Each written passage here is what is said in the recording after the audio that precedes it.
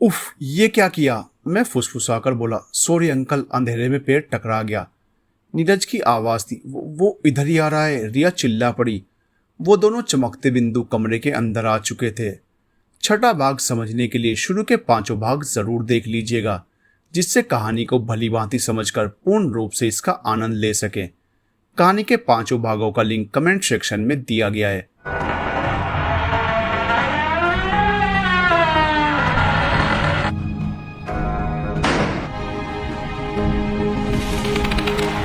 वो इधर ही आ रहा है, रिया चिल्ला पड़ी।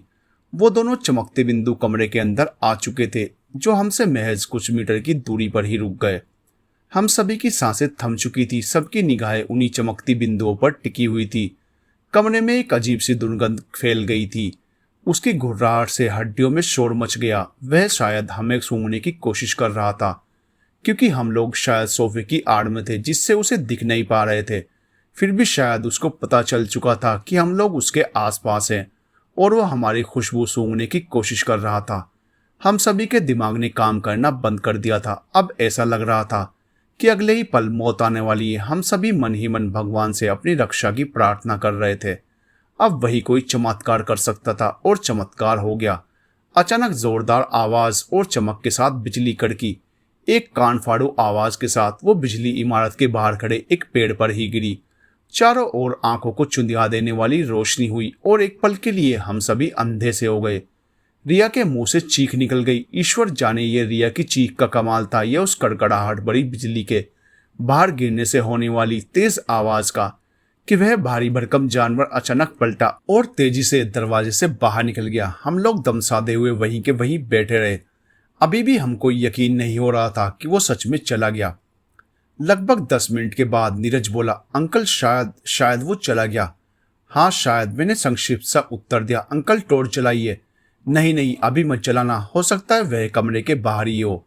हमें थोड़ा और इंतजार करना चाहिए, रिया ने डरते हुए कहा। उसकी बात हमें ठीक लगी और हमने थोड़ा इंतजार करना सही समझा। कुछ समय और गुजरने के बाद मैंने हिम्मत करके टॉर्च की रोशनी दरवाजे की तरफ फेंकी। बाहर बारिश की शोर करती बूंदों के अलावा कुछ और नजर नहीं आ रहा था। चलो दरवाजा बंद करना है, इतना कहकर मैं तेजी से दरवाजे की ओर भागा। नीरज भी मेरे पीछे पीछे आ गया। हम दोनों ने पूरी ताकत लगाकर दरवाजों को फिर से बंद किया। कुछ ही देर में हम पसीने पसीने हो चुके थे। सांस की धोखनी चल रही थी, धड़कनों की स्पीड बढ़ गई थी। हम दोनों ही धम से दरवाजे के पास ही बैठ गए। रिया भी दौड़कर आ गई और पूछा, वो चला गया ना? हाँ शायद, पर ये अचानक दरवाजा कैसे खुल गया? पता नहीं, अब ठीक से बंद है ना? हाँ मैंने चेक कर लिया। ऐसा करते हैं, इसके आगे मेज लगा देते हैं, इससे खुलने की कोई गुंजाइश नहीं रहेगी। अब बस जितनी जल्दी हो सके यहाँ से चलिए, अब यहाँ रुकना खतरनाक हो सकता है। तुम सही कह रही हो, हमको निकलना होगा कैसे भी करके, पर इस बारिश और तूफानी रात में कैसे निकल सकते हैं? बस कुछ देर बाकी है सुबह होने में, तब तक आग जलाने का इंतजाम करते हैं। आग से हमारे गर्माहट भी रहेगी और किसी भी जानवर का खतरा भी नहीं होगा। हाँ ये ठीक है अंकल, चलिए आग जलाते हैं। हाँ चलो, इतना कहकर मैंने मेज को खिसकाकर दरवाजे से लगाया और नीरज के साथ आग जलाने के लिए जरूरी चीजें ढूंढने लगा। रिया भी हमारे साथ ही थी। रिया साथ तो थी, पर उसका चेहरा बता रहा था कि वो अपने को बुरी तरह फंसा हुआ महसूस कर रही है। उसके चेहरे पर खींच साफ झलक रही थी। टॉर्च की रोशनी में हम तीनों हॉल से निकलकर एक कमरे में पहुंचे, जहां पर बहुत सारी पुरानी किताबें और मैगजीन्स पड़ी हुई थी। इनको उठा लो, ये जलाने के काम आएंगे, मैं नीरज से बोला। यस, नीरज ने उत्तर दिया। नीरज और मैंने वहां से कुछ किताबें उठाई, वापस हॉल में आ गए। हॉल के बीचों बीच हमने किताबों के ढेर में माचिस से आग लगा दी। पूरे कमरे में रोशनी और गर्मी फैल गई। गर्माहट का एहसास अच्छा लगने लगा। नीरज डायरी निकालो, मैंने कहा। मैंने भी अपनी डायरी निकाली और उसी आग के पास बैठ गया। नीरज और रिया भी वहीं बैठ गए। अब एक बार फिर हम लोग उस पहेली में उलझ गए। काफी माथापच्ची करने के बाद भी कुछ समझ नहीं आ रहा था कि तभी रिया काफी उत्साह में बोली, नीरज शायद मैं समझ गई। क्या समझ गई? नीरज ने हैरानी से पूछा। ये पहेली, रिया बोली। मैं समझा नहीं, नीरज ने कहा, और वही स्थिति मेरी भी थी। वो बॉक्स में पहले अंक क्या है? रिया ने पूछा। 3 5, मैं बोला। नीरज अब तुम अपनी डायरी का तीसरा पेज खोलो। क्यों?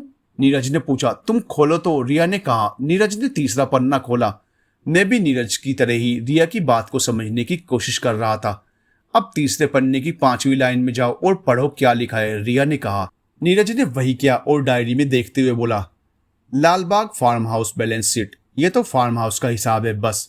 अंकल आप इस लाइन का पहला अक्षर नोट करें। रिया नीरज की बातों को नजरअंदाज करते हुए मुझसे बोली। मैंने रिया की बात पर अमल किया और पहला अक्षर एल। अब इसी तरह 7वें पेज की 9वीं लाइन का पहला अक्षर बताओ। रिया नीरज से बोली, ओमेगा शिपिंग। नीरज ने पन्ने पलटकर बताया, ये तो किसी फर्म का नाम है, पहला अक्षर ओ। नीरज ने कहा, मैंने उसे भी नोट किया, बस ऐसे ही करते जाओ नीरज। शायद मैं सही जा रही हूँ। बॉक्स के अंदर लिखे अंक में शायद पहला अंक पन्ने का नंबर है, ओब्लिक वाला अंक उस पन्ने की लाइन का नंबर और उसी लाइन का पहला अक्षर उत्तर। रिया गौर से डायरी में लिखे अंकों को देखते हुए बोली। हम सब भी अब बहुत ही उत्सुकता से उन अक्षरों को मिलाने की कोशिश कर रहे थे, पर रिया की बात पर हम दोनों को ही भरोसा नहीं था। फिर भी एक कोशिश तो बनती ही थी और नीरज ने वही किया। परिणाम सामने था, लोकर 1929। अरे ये तो लोकर लिखा गया, मतलब पापा मैं किसी लोकर के बारे में कह रहे हैं और शायद 1929 ये लोकर कोड है। नीरज लगभग चीखा, हाँ शायद तुम सही हो नीरज। रिया ने तो कमाल कर दिया, ये बॉक्स की आकृति वो लोकर है और लोकर बैंकों में होते हैं। Oh yes we crack it, super Riya, मैंने खुश होते हुए बोला। और रिया आई लव यू। इतना कहकर नीरज ने रिया को गले लगा लिया। लेकिन ये तुमने किया कैसे रिया, ये आइडिया कैसे आया तुम्हें? नीरज ने खुशी और आश्चर्य के भाव से पूछा। मूवी, रिया ने मुस्कान के साथ जवाब दिया। मतलब? नीरज ने अचरज से पूछा। मतलब ये कि मैंने बहुत पहले एक पुरानी सस्पेंस थ्रिलर मूवी देखी थी जिसमें ऐसा ही कुछ था। वो किसी खजाने की तलाश की कहानी थी और वही याद आ गई, तो मैंने भी तुक्का लगा दिया कि शायद। रिया ने उसी अंदाज में उत्तर दिया। और ये काम कर गया रिया, ये काम कर गया। Wow Riya, you are genius. जरूर पापा हमें किसी लोकर के बारे में बताना चाहते थे जिसमें बहुत ही कीमती चीज हो सकती है और उसका लोकर कोड शायद 1929 होगा। नीरज खुशी से अतिरेक में बोलता गया। हाँ नीरज, तुम सही कह रहे हो। शायद अब ये पता लगाना है कि आखिर ये लोकर है किस बैंक का। अंकल ये बहुत बड़ी बात नहीं, पापा का अकाउंट शहर के 2 बैंकों में था, वहां पता करते हैं। नीरज कुछ सोचकर बोला, सही कहा। अरे ये अचानक बारिश कैसे रुक गई? रिया ने आश्चर्य से कहा। अरे हाँ, हम लोगों ने ध्यान ही नहीं दिया, यूं अचानक बारिश कैसे रुक गई? नीरज भी आश्चर्य से बोला, ये बारिश का अचानक होना, तुम लोगों का और मेरा यहाँ आना, डायरी मिलना और फिर रिया के जरिए इस पहेली का हल होना, अचानक ही बारिश का बंद होना, ये कोई इत्तेफाक नहीं है नीरज। तुम्हारे मम्मी पापा को उस रात यूं अचानक मुझसे मिलना भी कोई इत्तेफाक नहीं था। ये जरूर उस ऊपर वाले की मर्जी थी कि तुम लोगों को तुम्हारा हक मिले। और देखो, इस पहेली के हल होते ही सब कुछ नॉर्मल हो गया। उस ईश्वर को धन्यवाद दो जो उसने हर कदम हमारी रक्षा की, वरना आज शायद हम उस आदमखोर जानवर के शिकार हो गए होते। मैंने ईश्वर को धन्यवाद देते हुए अपनी बात कही। आप बिल्कुल सही कह रहे हैं अंकल, ये सब ईश्वर की मर्जी ही थी, नीरज ने उत्तर दिया। अब देर मत करो, चलो निकलते हैं यहाँ से, रिया ने कहा। चलो, पो फटने वाली है और बारिश भी बंद हो गई है, अब निकलते हैं। मैंने सहमति जताई।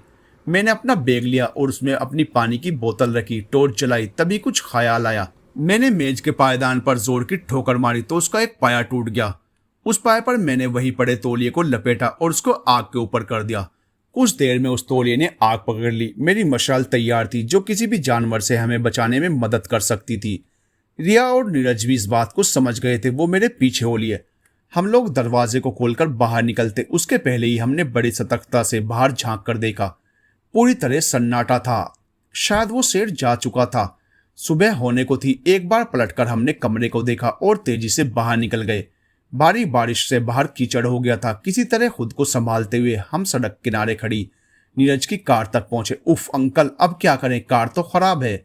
नीरज ने माथे पर हाथ मारते हुए कहा। एक बार फिर से कोशिश करो, शायद सबकी तरह ये भी हमारा साथ दे दे। नीरज ने कार के दरवाजे खोले और कार स्टार्ट करने की कोशिश की। 2-3 बार कोशिश करने के बाद कार स्टार्ट हो गई। कमाल है, रात में कितना परेशान था लेकिन कार स्टार्ट नहीं हो रही थी। और आज? नीरज खुश होकर बोला। सब ईश्वर की लीला है, चलो चलें, मैंने मुस्कान के साथ कहा। रिया भी मुस्कुरा रही थी। हम लोगों के बैठते ही कार फर्राटे भरने लगी। जाते जाते एक बार फिर मैंने उस इमारत को देखा जो धीरे धीरे दूर होती जा रही थी। अब शायद मुझे मेरे जवाब मिल चुके थे। अब मैं पूरी जिंदगी इस इमारत में नहीं आना चाहता था। मैंने सीट की पुष्ट से सर टिकाया और आंखें बंद कर ली और एक लंबी सांस ली, राहत की सांस। मेरी आंख कब लग गई पता ही नहीं चला।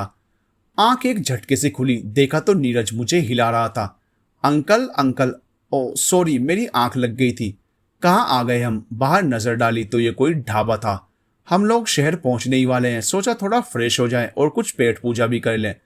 पेट पूजा के नाम पर चूहे तो मेरे भी पेट में कूदने लगे। मैंने दोनों की तरफ देखते हुए कहा, हाँ ये ठीक रहेगा, रात भर के जगे हुए हैं, थोड़ा फ्रेश हो जाएं तो अच्छा रहेगा। तो चलिए, गाड़ी से उतरकर मैं, नीरज और रिया तीनों ढाबे की ओर चले। ये एक हाईवे का ढाबा था। एक लंबी दाढ़ी और बड़ी बड़ी मूछों वाले सरदार जी ढाबे के मालिक थे शायद। काउंटर के पीछे खड़े थे। 8-10 चारपाइयां पड़ी हुई थी जिस पर 2-4 कस्टमर बैठे हुए थे। सुबह का समय था इसलिए ग्राहक कम थे। ढाबे की छत पर एक बड़ा सा बोर्ड लगा हुआ दिख रहा था जिस पर लिखा था शेरदार ढाबा। नाम पढ़कर हम सभी के चेहरे पर मुस्कान आ गई। ये लो, आज तो शेर के शिकार बनने हम सभी खुद ही आ गए। रिया ने मजाकिया अंदाज में कहा, सही कह रही हो तुम, चलो देखते हैं कि शेर में कितना दम है। नीरज ने उत्तर दिया। मैं मुस्कुराए बिना नहीं रह पाया। आओ जी आओ बादशाहो, ओए छोटू देख मेहमान आए हैं, बैठा उन्नू। सरदार जी ने हमें देखते ही आवाज लगाई। एक 18-19 साल का लड़का भागता हुआ आया और हम लोगों को बाहर पड़ी चरपाइयों में से 2 पर बैठने का इशारा किया। हम लोग उन पर बैठ गए। हमारे बैठते ही वो लड़का छोटू भागकर एक जग में पानी और 3 गिलास ले आया और हमारे सामने रख दिया। हमें उसकी ये तेजी देख अच्छा लगा। हम लोग रात भर के जगे हुए थे तो आंखों में नींद की खुमारी अभी बाकी थी, जिसके लिए हमने सबसे पहले अपने चेहरे को धोया, फिर फ्रेश होने निकल गए। थोड़ी देर बाद हम वापस आए तो मेरी निगाह अचानक एक चारपाई पर पड़ी। उस पर पंडित जी बैठे हुए थे, वही शास्त्री जी। मेरी आंखें फटी की फटी रह गई। शास्त्री जी की निगाह भी मुझ पर पड़ चुकी थी। उन्होंने मुझे देखते ही आवाज दी, और लेखक महोदय क्या हाल है? मैं आश्चर्यजनक स्थिति में खड़ा का खड़ा ही रह गया, क्योंकि पंडित जी का यहाँ यूं मिलना, उफ। मैं तुरंत लगभग भागता हुआ उनके पास पहुंचा। रिया और नीरज मुझे अचानक यूं तेजी से जाते हुए देखकर मेरे पीछे पीछे आए। मैंने पंडित जी के चरण स्पर्श करते हुए पूछा, पंडित जी आप यहाँ इस वक्त? मैं तो हमेशा से तुम्हारे साथ ही था, इसमें आश्चर्य की बात क्या है? जी मैं कुछ समझा नहीं। मैंने उसी भाव में आकर उनसे पूछ लिया। तुम्हें समझने की जरूरत भी नहीं है लेखक महोदय, परेशान मत हो। अभी अभी आप अपनी कुछ पुरानी परेशानियों से निकलकर बाहर आए हैं। अब किसी तरह का नया सवाल इस समय से अपने मन में मत पैदा कीजिए।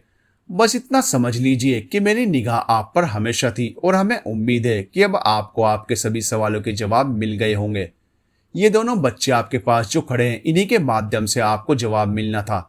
तभी परिस्थितियां ऐसी बनती गई, हमने आपको वही भेजा है जहां से उन सवालों को जन्म हुआ था। और बड़ी तारीफ है इस बच्ची की जो इतनी खूबी से उस पहेली का हल किया और जिसका हल होते ही आप सभी लोगों की हर समस्याओं का निदान हो गया। मेरे साथ साथ रिया और नीरज के मुंह खुले के खुले रह गए।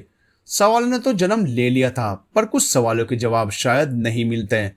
मैंने तुरंत उनको फिर प्रणाम किया और मेरे पीछे रिया और नीरज ने भी उनको प्रणाम किया। पर उन दोनों की आंखों में अभी सवाल था। वह जानना चाहते थे पंडित जी के बारे में। मैंने उनसे सिर्फ इतना ही कहा, यह समझ लो आज जो भी हुआ वह सब पंडित जी की कृपा और मार्गदर्शन से हुआ। इसके आगे के लिए मेरे पास शब्द नहीं है। पंडित जी मुस्कुराकर बोले, लेखक महोदय अब आप लोग जाएं। आपके शहर के एक बैंक में 2 लॉकर हैं और लॉकर के अंदर इन दोनों बच्चों के हित की कोई चीज है। वह क्या है वह तुम लोग देखो। बस इतना समझ लो कि आपके पापा मम्मी की आत्मा को आज मुक्ति मिल गई और लेखक महोदय को उनके सवालों से छुट्टी। सही कह रहा हूं ना महोदय? वह मुस्कुराए। हमारे चेहरे पर भी मुस्कुराहट आ गई। आप हमारे साथ चलिए पंडित जी, हमें भी अपनी सेवा का मौका दें। नीरज ने हाथ जोड़कर विनयवत स्वर में कहा, नहीं बालक, अभी हमें जाना है। प्रभु ने चाहा तो फिर कभी अवश्य आप लोगों से भेंट होगी। ईश्वर जब आदेश करता है तभी सब कुछ होता है। तो ईश्वर का आदेश है कि और भी कोई होगा जिसको मेरी मदद की जरूरत है, तो मैं उसे कार्य के लिए जा रहा हूँ। आप लोग सुखी रहो, संपन्न रहो, स्वस्थ रहो, यही मेरी मनोकामना है। लेखक महोदय कभी आइएगा तो फिर मिला जाएगा, आराम से बातें होंगी, जो शंकाएं होगी उनका समाधान भी होगा। अब मैं निकलता हूँ। मैंने उनकी इन अगूढ़ बातों को समझने की कोशिश की, लेकिन खैर पंडित जी की इच्छा को देखकर मैंने उन्हें रोका नहीं और उनको चरण छूकर नमन किया। रिया और नीरज ने भी चरण स्पर्श करके आशीर्वाद लिया। आयुष्मान भवे, इतना कहकर पंडित जी उठकर चल दिए पैदल ही। मैं उन्हें इस तरह पैदल जाते देख आवाज मारने ही जा रहा था उन्हें रोकने के लिए, लेकिन देखते देखते वो पता नहीं कहाँ ओझल हो गए।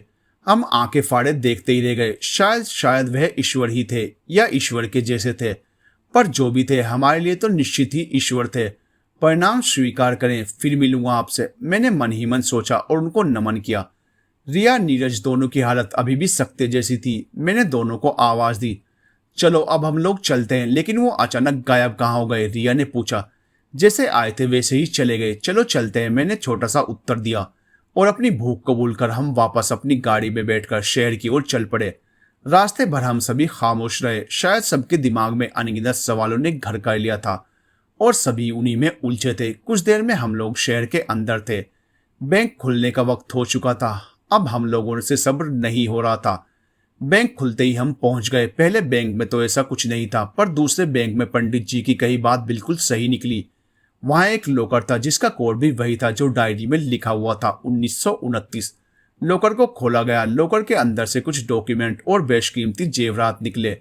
डॉक्यूमेंट नीरज के पैर तक जमीन के थे, जो बरसों पहले उसके पिताजी ने अपने पीछे गांव में छोड़कर चले आए थे और शायद उनको बताना भूल गए थे। यही किसी कारण से बताना नहीं चाहते थे या समय पर बता नहीं पाए। तभी वो लोग चाहते थे कि उनके बेटे को उसका अधिकार मिलना चाहिए और अब उनके बेटे को उसका अधिकार मिल चुका था और मुझे मेरे सवालों का जवाब। बरसात की वो रात जो भी हुआ, क्यों हुआ, कैसे हुआ, किस लिए हुआ, अब शायद मुझे पता चल चुका था और अब मुझे भी उन लोगों से विदा लेना था। वो दोनों कुछ दिन मुझे अपने साथ रोकना चाह रहे थे, लेकिन मुझे सबसे पहले पंडित जी से मिलना था और इस घटना को शब्दों में ढालकर आप सब तक पहुंचानी भी थी। इसलिए फिर कभी आने का वादा कर मैं अपने घर की ओर निकल गया, जहां मेरी लेखनी मेरा इंतजार कर रही थी। दोस्तों, ये कहानी आपको कैसी लगी बताना मत भूलिएगा और हाँ, बेल नोटिफिकेशन के साथ चैनल सब्सक्राइब जरूर कर लीजिएगा ताकि ऐसी अच्छी अच्छी हॉरर सस्पेंस से भरपूर कहानी पब्लिक होते ही आपको आसानी से मिल सके। मिलते हैं अगली कहानी में, तब तक के लिए बाय बाय दोस्तों।